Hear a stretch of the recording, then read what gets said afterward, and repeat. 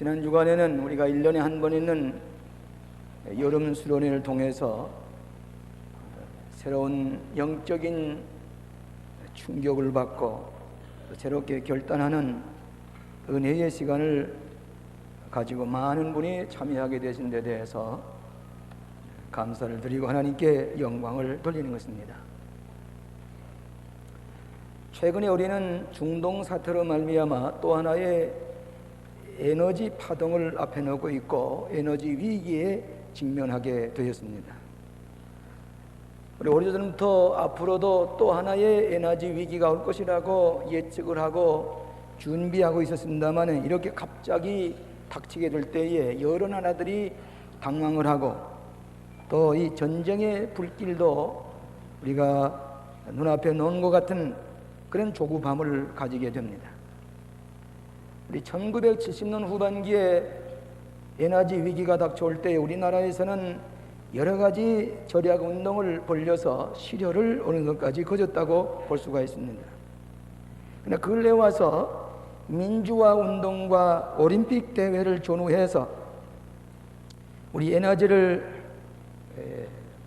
많이 소비하게 되고 에너지 소비량이 급증해서 우리나라 GNP의 성장보다도 윗도는 많은 에너지 소비를 가져오게 되었습니다.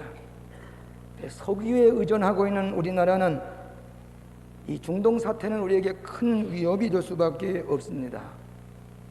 우리 국민들이 새로운 각성을 해야 할 때가 된 줄로 생각을 합니다. 1970년도 말에 세계의 에너지 위기가 있을 때에 미국의 카터 대통령이 에너지 위기를 극복하자고 하는 텔레비전 연설을 한 적이 있습니다. 그때에 대부분의 시간을 정신적인 위기, 신념의 위기를 먼저 극복하지 아니하면 에너지 위기를 극복할 수가 없다고 정신적인 위기와 신념의 위기를 극복하자고 호소한 적이 있습니다. 이 말은 오늘날 우리 백성들에게도 주시는 교훈인 줄 압니다. 에너지 위기, 이걸 극복하기 위해서는 먼저 이 내 백성들의 정신적인 자각과 영적인 신념의 위기를 극복하지 않으면 안 된다고 하는 것입니다. 우리가 긍정적으로 생각해서 큰 문제에 직면할 때마다 또 하나의 기적의 가장자리에 서 있다.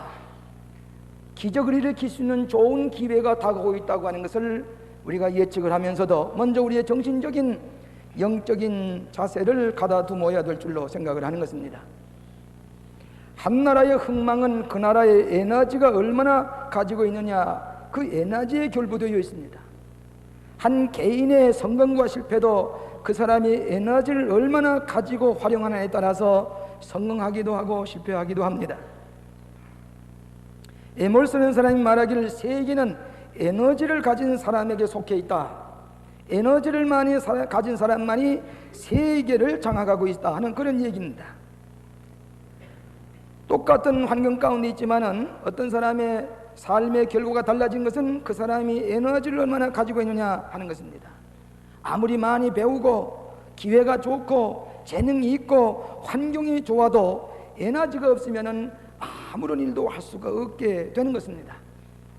그렇기 때문에 하나님과의 에너지의 관계를 바로 맺고 하나님의 에너지를 공급받는 사람은 궁극적으로 승리할 수 있다고 토마스 박스턴 경이 말한 적이 있습니다.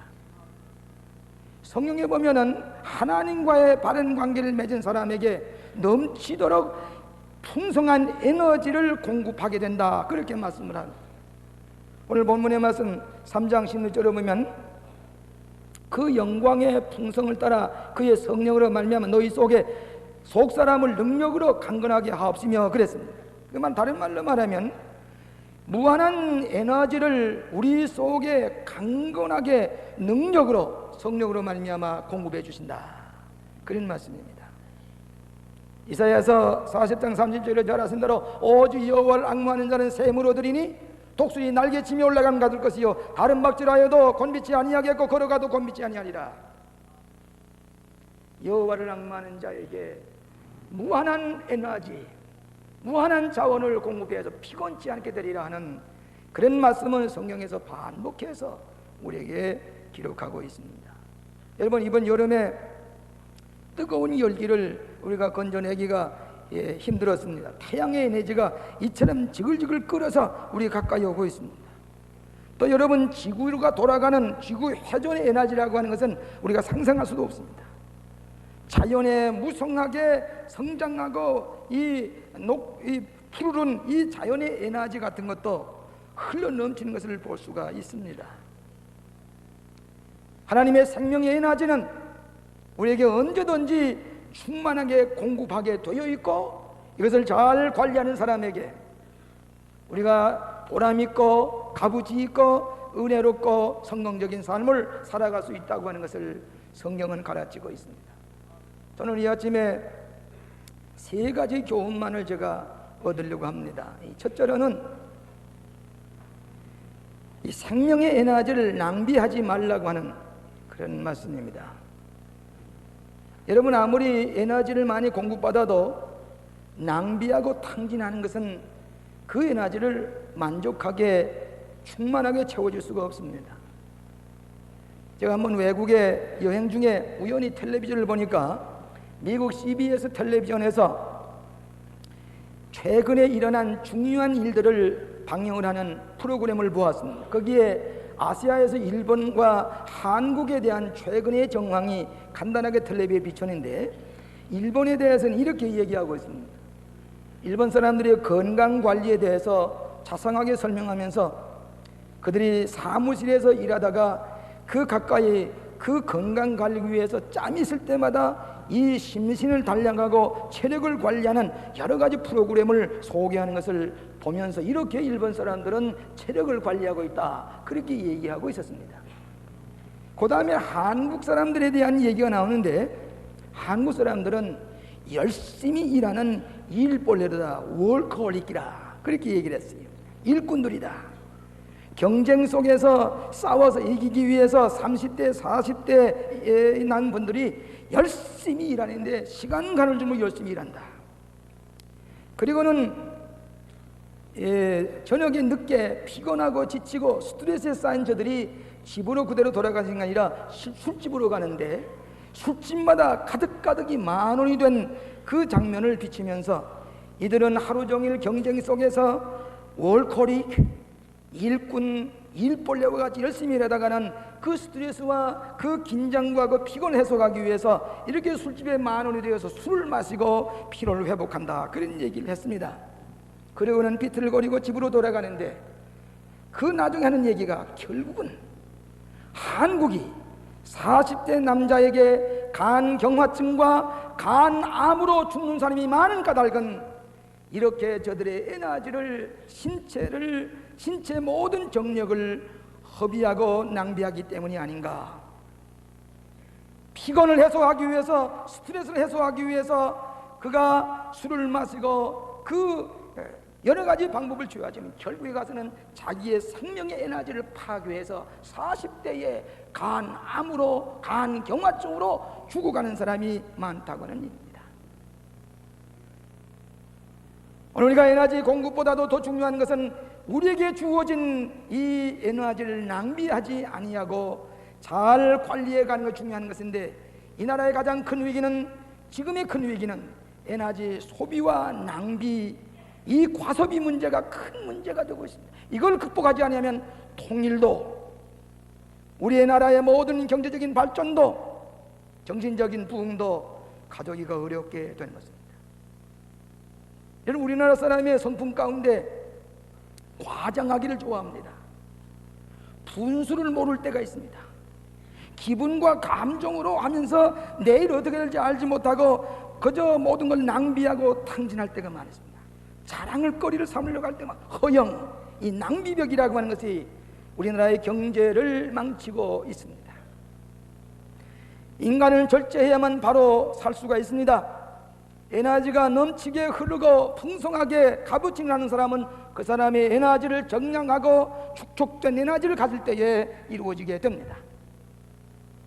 여러분, 창세기 3장에 보면은 아담과 하와가 범죄하는데 아담과 하와는 하나님께서 창조해 주신 자기의 성품과 자기의 분수를 모르고 하나님이 하지 말라고 하는 분수에 넘치게 교만과 허영으로 기분으로 선악과를 따먹을 때에 에너지를 낭비하는 죄를 반복해서 범하게 됨으로 말미암아 타락하는 기록이 나오고 있습니다. 죄악은 에너지 낭비에서 생성되는 것을 우리가 잘 압니다. 예수님께서 보리떡 5 물고기 2마리를 가지고 5천을 먹여 12가니로 남았습니다. 그 남은 용들 광주를 놓고서 예수님 하신 말씀이 버리는 것이 없게 하라, 낭비하지 마라. 예수님의 경제관입니다. 에베소서 5장 15절 이하에 보면 그런즉 어떻게 할 것을 자세히 주의하여 지혜 없는 것 같지 말고 지혜 있는 것 같이 하여 세월을 아끼라. 때가 악하니라. 술 취하지 말라. 우상 숭배하지 말라. 도리어 성령의 충만함을 받으라. 술 취하는 것, 우상 숭배하는 것, 방탕하는 것 정령 낭비고 파산에 이르게 하는 것입니다. 절제하라고 하는 것입니다. 낭비지 말라고 하는 것입니다. 저는 이번에 소부백림에 둘러서 단 이틀 밤 지나면서 독일 사람들의 낭비 없는 절제 생활을 한눈으로 볼 수가 있었습니다. 하룻밤을 지나는데 어두워서 이제 불을 켜게 켤 시간이 됐는데도 불을 켜지 않습니다. 만약 그 시간에 불을 켜게 되면 저에 있는 독일 사람들이 손가락질하게 될 것입니다. 그런데 다 식사를 차려놓고 이제 식사를 분간할 정도의 그때 불을 켜서 식사를 했습니다. 나는 아무 얘기 안 했지만 옳구나, 이 독일 사람의 절제를 이렇게 여기서 배우고 있구나, 감사하게 생각했습니다. 화장실에 들어갔더니 비누가 있는데 비누를 비누곽에 놓은 게 아니라 비누에다가 자석을 붙여가지고 이 자석을 딱딱 붙여서 대롱도롱 매달아 놨습니다. 그래서 그 비누를 이렇게 쓰면 비누 거품마라도 아껴 써서 그리고 만들 뽀석뽀석하게 비누가 낭비되지 허비되지 아니하 딱 붙여놨습니다. 그걸 쓰면서 이 독일이 지금 일본보다도 수입의 흑자가 훨씬 많습니다. 그럼에도 불구하고 침묵을 지키면서 독일 사람들이 독일이 통일 올 것은 한국보다 늦게 올 걸 생각했지만 통일이란 말 한마디 안 하고 지키다가 갑자기 통일이 돼가고 있습니다. 그 통일 운영이 된 게 아니라 선전이 된 게 아니고 이대로 된 게 아니라 돈을 저축해 모았다가 동독을 몽땅 사들인 것 같은 그런 희생을 통해서 동독이 통일됐기 때문에 누가 얘기하지 못합니다. 통일이란 말을 제일 많이 쓰는 나라가 북한 사람입니다. 평화라는 말을 제일 많이 쓰는 사람가 그 사람입니다. 분단이라는 말, 무슨 고통을 덜어준다는 말, 요즘 우리가 분단, 그거 다 이북 사람들의 용어입니다. 그럼에도 불구하고 가장 통일에 대한 정신적인 마음의 평화도 없이 그런 부정적인 관계를 가지고 있을 때에, 신뢰를 피차 잃어버리고 있을 때에 독일 사람과 같은 통일을 가지고 더 우리는 오늘 뭐 조금 잘 사는 것 같지만은 낭비벽이 너무 심합니다. 외제를 사들여다가 낭비하는 것은 한두 가지가 아닙니다. 우리 사람들이 사는 것은 불과 5,000불 나와의 GNP를 가지고 2만 불을 사는 사람보다 더 훨씬 잘 사는 것 같이 보여지는 것은 이 에너지 낭비 때문에 우리가 이 경제적인 축적이 없이는 통일도 어렵습니다. 오늘 아무리 많은 봉급을 가져줘도 그 부인이 낭비벽이시고 과소 이 소비가 많아지면은 그 가정은 행복하게 살아갈 수가 없는 것입니다. 오늘 하나님께서 우리에게 주신 에너지, 이 열량, 이 모든 풍성한 이 에너지를 절약하면서 가볍게 쓸 줄 아는 우리들이 되고 아니요 할 줄 알아야 됩니다. 남이다 해서 하는 게 아닙니다. 나인 아니요 할 줄 알아야 됩니다. 여러분이 전기가 한 줄만 가지고는 전기가 이 불이 켜졌습니다. 플러스 마이너스가 와 있을 때에 이 전기불이 켜진 것처럼 긍정적인 것, 부정적 아니요. 이건 우리가 할 게 아닙니다. 이 시대에 우리가 이게 할 게 아닙니다.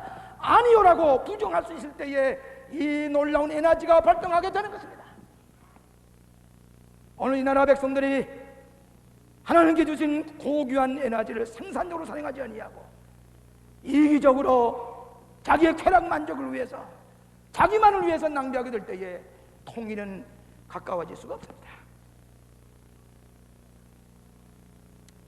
요즘 이 큰 금붕어 항아리에다가 물을 엮어 좋은 군붕을 키우는 집이 많습니다. 거기에 전류를 통해서 물을 따뜻하게 하고 산소를 공급해서 그 군붕어 놓는 것이 어디 가든지 정서적으로 우리에게 좋은 그런 치료제가 되고 있는 것도 알고 있습니다. 그렇게 잘 꾸며놨던 군붕어 항아리에 하루아침에 나가보니까 군붕어가 다 죽었습니다. 그렇게 재미있게 뜨는 군붕어가 위에 뚱뚱 떠 있습니다. 알고 보니까 지난밤에 전류가 끊어져서 산소가 공급되지 못하고 물이 온도를 맞추지 못하기 때문에 다 죽었습니다. 조용합니다. 다 죽었습니다. 에너지가 단절됐을 때에 군붕어들 죽은 걸 보면서 마지막 때가 이렇게 될 것이 아니냐. 오늘 하나님께 주신 에너지의 공급을 우리는 감사함으로 절약하면서 쓸 때만이 풍성한 에너지는 공부가 창조적이고 우리가 보다 믿고 사랑을 베풀고 하나님의 뜻을 실현하는 데 쓰여지는 에너지가 될 줄로 믿습니다. 두 번째로는 생명의 에너지는 삶의 태도에 따라서 공급이 되는 것입니다. 여기 17절에 이렇게 말씀하고 있습니다. 믿음으로 말미암아 그리스도 예수께서 너희 마음에 계시게 하옵시고 너희가 사랑 가운데 뿌리가 박히고 터가 굳어져서 우리가 하나님께로 향하는 믿음, 예수 그리스도를 향한 사랑 깨달아 알고 믿을 때에 우리의 삶의 자세가 믿음으로 하나님께 향하고 그리스도를 향하게 될 때에 너희들에게 다함이 없는 은혜로 충만한 에너지를 공급해 주실 것이다. 사도행전 17장 28절에 보면 우리가 그를 힘입어 살며 기동하며 있나니라. 존재의 근원이 되시고 에너지의 원천이 되시는 하나님께를 향하고 마치 해바라기가 태양을 향했을 때에 꽃이 피어지고 그 열매가 무르익는 것처럼 우리가 하나님을 향해서 마치 이 솔라 에너지를 공급받는 그 기계가 언제나 그 태양을 향해서 있게 될 때에 에너지를 공급받는 것처럼 우리의 삶의 태도가 하나님께로 향하고 언제나 주님께로 향해서 주님이 우리의 마음 가운데 계시게 하고 존재의 근원이 하나님께로 향해서 우리가 삶의 태도를 바꿀 때에 거기에 적극적인 신앙의 자세를 가질 때에 창조적인 에너지를 공급받고 그 활용이 된다고 하는 말씀입니다. 저는 이번에 중국과 소련을 다녀오면서 똑같은 현상을 봤습니다. 하나는 중국에 가니까 갈 때마다 지난날의 악몽을 얘기하는 사람이 있습니다. 그건 뭐인거니 소위 문화혁명이요 홍위병 사건입니다. 이 홍위병 사건이라는 것은 중학생 정도의 연령층에 있는 그 철없은 중학생들을 동원해서 과거의 모든 문화, 전통, 예절, 지식 다 파괴해버립니다. 다 아니라고 그럽니다. 다 파괴해버릴 때에 수많은 사람이 죽고 수많은 사람이 고생을 당했습니다. 무조건 부조입니다. 그것 때문에 모택통에 그 큰 상처를 입은 것을 우리가 압니다. 또 하나는 소련에 갔을 때 느껴진 것입니다. 스탈린이 처음에는 레닌과 같이 그 묘지에 그 시체를 유리관 속에 이어서 모든 사람이 보이게 해서 얼마 동안은 전시해 놨습니다마는 나중에 그 시체를 갖다 파묻었습니다. 왜 그런 거니? 스탈린의 실청이 너무나도 많기 때문에 그는 수천만 명을 죽였다고 그랬습니다. 자기와 동의하는 사람 다 죽였습니다. 자기 혁명에 동사했던 사람도 다 죽였습니다. 결국 뭐인 거니? 막스의 이데올로기라고 하는 것은 뭐부터 시작하는 거니? 아니요로부터 시작합니다. 아니요. 왜 나 아니요? 아니요로부터 시작을 하면서 무슨 정반함이라는 얘기를 하고 있지만은 결국 부정은 부정의 결과를 나타내므로 말미암아 오늘날 소련이나 중국이나 막스의 이데올로기를 승상하는 나라가 인간의 삶의 에너지를 상실한 채 큰 피해를 입고 뒤떨어지고 그 경제적으로 타락한 삶을 사는 것은 인간 개인에게 참된 삶의 에너지를 공급하지 아니하는 부정적인 사고에서 온 것이라고 보게 되는 것입니다. 최근에 나온 어느 미국에서 나온 크리스천 센츄리라고 하는 잡지에 보니까 이런 재미있는 기사가 있는 것을 봤습니다. 미국의 존이라고 하는 근로자가 제네럴 모터스의 데트로이트에 있는 제네럴 모터스의 근로자로 자동차를 만드는 공장의 근로자입니다. 열심히 일합니다. 고등학교 졸업의 학력을 가지고 있습니다. 가난을 모릅니다. 넉넉합니다. 휴가도 즐깁니다. 또 보너스도 많이 탑니다. 생활에 어려움이 없습니다. 또한 저 소련의 레닌그라드의 사사하라고 하는 조선 공장에 일하는 근로자가 있습니다. 이 사람도 고졸 학력입니다. 가난을 모릅니다. 보너스도 삽니다. 넉넉하게 지납니다. 그런데 이 두 사람의 똑같은 현상이 일어납니다. 뭐인거니 비인간화된 자기 자신을 찾아보게 됩니다. 도대체 이 기계 속에서 일하는 것, 봉급을 타고 여유있게 지나지만 도대체 나는 누구인가? 과연 인간인가? 기계의 부속품처럼 스위치가 이어졌을 때 그대로 움직이는 컴퓨터와 같이 움직이는 로봇과 같은 나, 과연 인간인가? 삶의 의미가 무엇인가? 레닌그라드에 있는 근로자와 데트로이트에 있는 근로자와 똑같이 비인간화를 느끼게 되고 삶의 무의미성에서 오는 소외감을 느끼게 됩니다. 감정의 불안정을 느끼게 됩니다. 불평을 느끼게 됩니다. 상사로부터의 소외감, 동료로부터의 소외감, 가족으로부터의 소외감, 나라와 결국은 자기 자신에서부터 소외감을 느끼면서 극단의 고독한 보잘것없는 무기력한 에너지가 없는 파워레스한 인간을 발견해야 됩니다. 그런 결국에 찾아가는 거니 술을 많이 마시게 됩니다. 마약을 하게 됩니다. 가정이 파괴됩니다. 범죄를 하게 됩니다. 자살을 한 데까지 이르게 되었다고 하는 얘기입니다.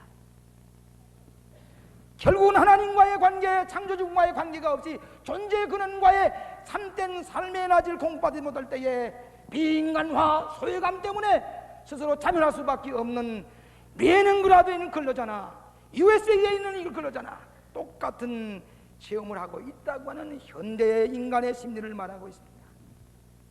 뉴욕 대학의 스쿨 오브 비즈니스에서 학생들을 가르치던 교수가 학생들에게 매니지먼트 비즈니스에 대한 강의를 다 끝난 다음에 당시 이 강의를 받고 뭘 할 것입니까? 물어보니까 저들이 똑같은 세 가지 대답을 했습니다. 하나는 돈을 많이 벌 것입니다.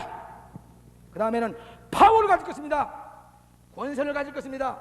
또 하나는 물건을 가질 것인데 별장을 가질 것입니다. 외제 자동차를 가질 것입니다. 비행기를 가질 것입니다. 또 배도 가질 것입니다. 거기에는 가정의 행복, 영적인 성장, 사회의 책임, 아무런 관계가 없습니다. 자기로 하여금 돈 버는 기계를 만들어 달라고 합니다. 컴퓨터 기계의 우상화에서 결국은 자기가 무엇인가 잘 가지면 결과적으로는 레닌그라드의 그 근로자와 똑같은 So what? 그래서 어떻단 말이냐? 내가 돈을 벌고 저 비행기를 가지고 별장을 가지지만은 나의 삶의 의미는 무엇이냐? 이 소외감과 이 극단의 무입성 속에서 그들 결국은 마약을 마실 수밖에 없고 음주할 수밖에 없는 자기 스스로의 파괴에 이르게 된다고 하는 경제학자의 얘기를 들으면서 오늘 우리도 마찬가지입니다.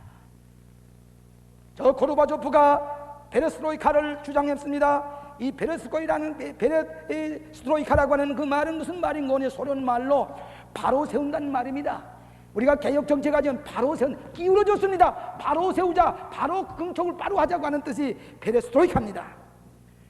고르바초프가 소련에서만 베레스트로이카가 아니라 오늘 아메리카에도 베레스트로이카가 있어야 될 것이고 오늘 자유세계 우리의 마음속에 베레스트로이카가 기울어지는 을 바로 세워야만 하나님과의 바른 관계를 맺을 때만이 창조적인 에너지를 공급받는 값 있는 위대한 삶, 비인간화에서 벗어나고 소외감에서 벗어나고 무의미성에서 벗어나는 참된 삶의 에너지를 공급을 받아야 된다고 하는 교훈을 들어야 될 줄로 믿습니다. 빅터 프랭클이라고 하는 로고 테라피를 강의했던 유명한 정신과 의사가 있습니다. 이 어떤 사람이든 이 일의 의미를 찾지 못했을 때에 그는 이런 얘기를 하면 찾아야 된다고 그랬습니다. 삶의 의미를 자기의 창조적인 능력으로 세계에다 무엇을 공헌하고 세계가 무엇인가 성취되어 나갈 때 보람을 느끼고 의미를 느끼게 될 것이고 이 세상에서 모든 사람과의 관계성 속에서 무엇인가 나에게 보람을 얻어지게 될 때에 의미를 느끼게 될 것이고 또 하나는 내가 어찌할 수 없는 변화할 수 없는 운명적인 고난에 내가 직면하게 될 때에 의미를 느낄 수 있다고 얘기를 했습니다. 다시 말하면 이 세상에 내가 있는 에너지를 주고 이 세상에서 내가 도움을 받고 그리고 아무리 어두운 고난이 날 때 그 앞에 떳떳이 서서 나갈 때에 인간의 의미를 느낄 수 있다고 얘기를 했습니다. 하나님의 뜻에 합당한 에너지를 바로 쓰게 될 때에 하나님께 더욱 충만하게 공급해 주시는 것. 낭비하지 아니하고 사랑을 베풀고 남에게 도움을 주고 남과의 관계에 있어서 내가 무엇인가 에너지를 쏟아부을 때에 우리에게는 날마다 새로워지는 에너지를 공급받는 것이 크리스천의 삶이라고 하는 것입니다. 우리 교회 큰 교회니까 때때로 다른 교회에서 이명현 교인에게 어떻게 우리 교회를 찾아서 등록하게 됐습니까? 물어보면은 흔히 이런 얘기를 합니다. 저 조그만 교회 가게 되면 그저 성가대도 해야 되고 주일학교도 해야 되고 선교회도 해야 되는데 도무지 무거워서 부담이 너무 많아서 도무지 피곤해서 지쳐서 할 수가 없어서 그저 이 큰 교회면 부담 없이 예수 믿기려고 왔습니다. 그래요. 부담 없이. 척 듣기에는 그럴싸합니다. 여러분, 많이 배운 사람이 박사학위도 하고 제주도 있는 사람이 아이고 너무 세상에 나가면 내가 짐이 무거우니까 아이고 커튼 닫아놓고 쉬어야지 캄캄한데 혼자 쉬어야지 아무것도 부담 없어 사회나 부담 없어 쉬어야 돼. 결국은 그 사람은 정신병자가 되고 맙니다. 오늘 우리에게 주어진 것 써야 됩니다. 활용을 해야 됩니다. 우리 교회 와서 성가대도 하고 주일학교도 하고 선교회도 하고 전도도 할 때에 그때에 내게는 새로운 에너지가 생솟음치는 창조적인 보람이 있는 날마다 젊어지는 새롭게 되는 삶을 살아가는 것이 하나님께서 우리에게 에너지를 주신 창조의 원리인 것을 알아야 됩니다. 흔히 우리는 부담 없이 예수 믿게 되었다. 듣기는 좋습니다. 자기가 죽는 길입니다. 자기가 쇼팅하는 길입니다. 여러분이 두 눈을 가지고 한 눈만 가지고도 볼 수가 있으니 이 한 눈은 내가 노쇼에 있을 때에 이 보호했다가 한 눈은 나중에 보리라. 한 눈에 이렇게 다 이제 안대를 끼고서 한 눈만 가지고 지나다가 얼마 지난 다음에 이전 이 눈이 생생할 때는 이 눈을 봐야 되겠다 하고 이 눈을 뗐을 때는 이 눈의 동자는 이미 다 세포가 죽어서 골아서 볼 수 없는 눈이 되고 마는 것입니다. 날마다 우리에게 새 힘을 공부하실 때에 창조적으로 살아가고 남을 위해서 쉴 새 없이 에너지를 공급할 때에 하나님은 날마다 새로운 은혜로 우리를 공급해 주시고 우리 창조적인 보람 있는 살게 하시는 적극적인 에너지의 활용이 우리에게는 성공적인 삶 하나님의 뜻을 이루게 하시는 것을 믿으시기 바랍니다. 세 번째로 우리는 기도함으로 충만한 생명의 에너지를 얻을 수가 있습니다.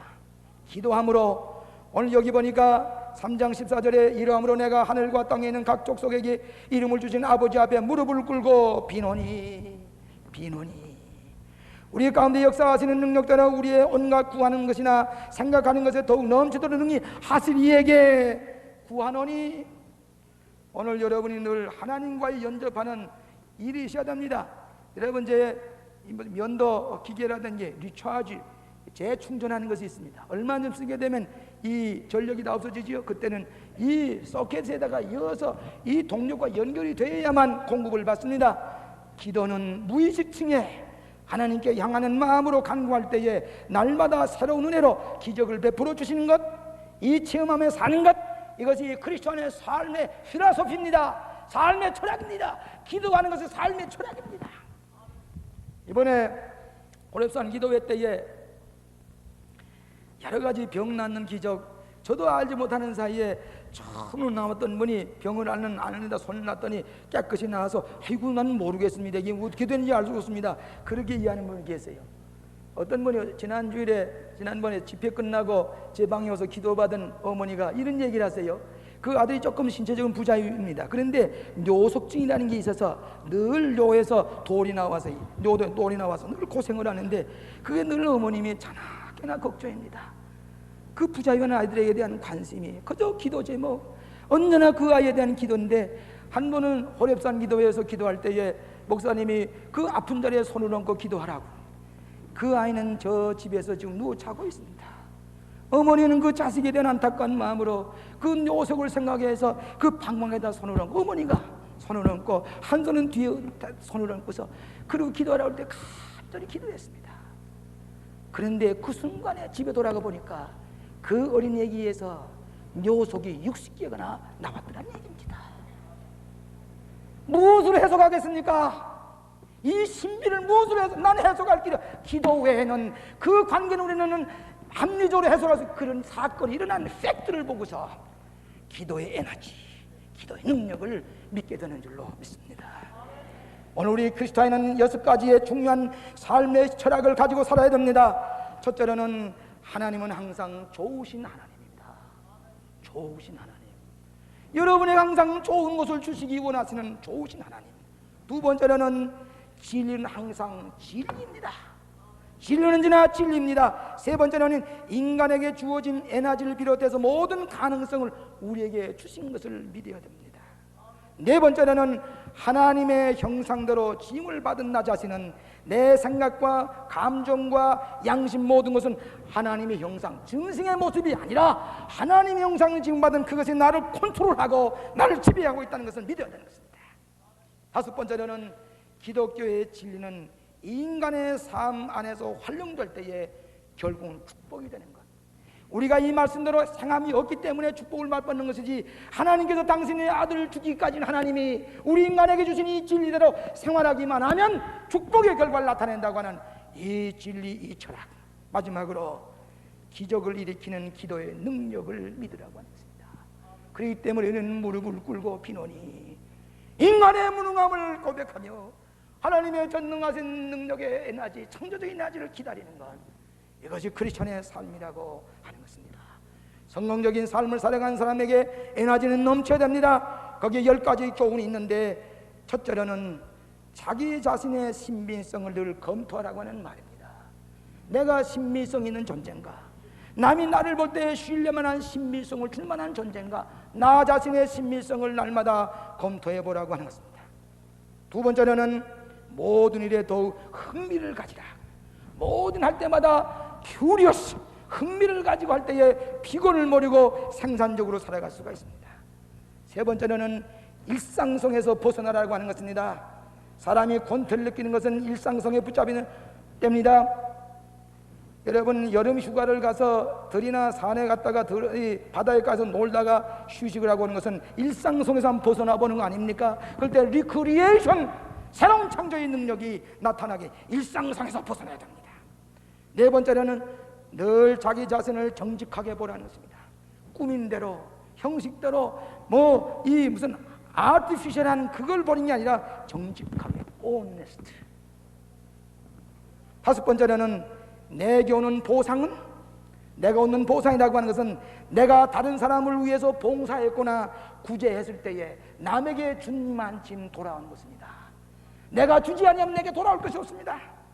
내가 사랑을 베풀어야만 사랑이 없습니다. 내가 남을 존중히 여기야만 남이 나를 존중히 여기는 것, 이것은 기독교의 중요한 황금 누림과 같은 것입니다. 여섯 번째로는 다른 사람의 입장을 이해하라.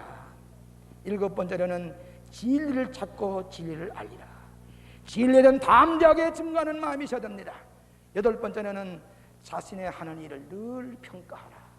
내가 하루의 생활을 늘 평가하는 사람만이 향상할 수가 있습니다. 아홉 번째는 자신의 지식을 늘 증식하라. 여러분, 증권에 아무리 증식해도 그 값어치가 떨어지기 쉽습니다. 그러나 내가 얻은 인간의 지식이라고는 증식하면 증식할수록 우리는 존귀함을 받을 수가 있습니다. 남에게 뒤떨어지지 않으려 활용하는 에너지를 공급받을 수가 있습니다. 마지막으로 하루 30분 이상 조용히 기도하라고 했습니다. 기도 외에는 이런 누가 나갈 수 없느니라. 기도하는 사람만이 새로운 에너지를 공급받습니다. 늙지를 않습니다. 날마다 독수리 날개짓 모른 것 같이 젊은 용기, 생산적인 삶을 살아갈 수가 있습니다. 우리 그리스도인의 생명의 에너지, 위기는 없습니다. 새로운 능력을 그리스도 안에서 얻어서 승리하는 삶을 살아가시기를 주의 이름으로 축원합니다.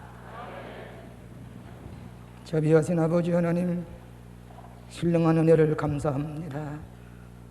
오늘도 겸허한 마음으로 감히 주님 앞에 나와서 예배드리며 새로운 생명의 에너지를 공급받게 하여 주시오니 감사합니다. 저희들의 부족한 것을 용서하여 주시옵소서. 기도하는 당신의 종들의 간구를 들어주시고 응답하시사 날마다 독수리 날개짓 모르는 것 같은 샘을 더하여 주시고 세상 사람들에게 존귀 영입을 받는 위대한 구원의 삶을 살아가게 하여 주시옵시기를 예수님 이름으로 기도하옵나이다.